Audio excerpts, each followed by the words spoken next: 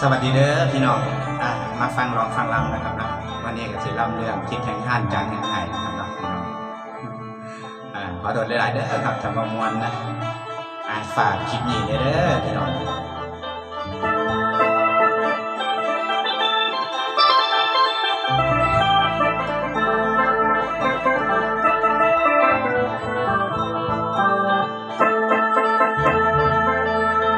ลามามือนี้พาอ้วมนอนนาย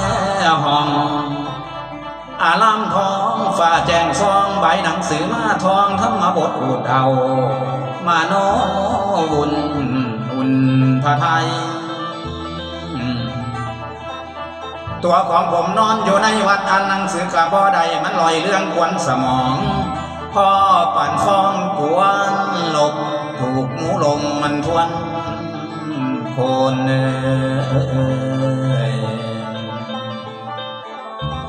สาธุส้นน้องนาคิดทอดสาวห่วงมาน้ำตาย้อยอยู่ซิมซีลาจากกันมาหลายปีบ่เห็นมีส่งข่าวเสียดาย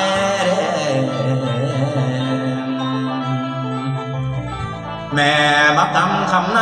สวง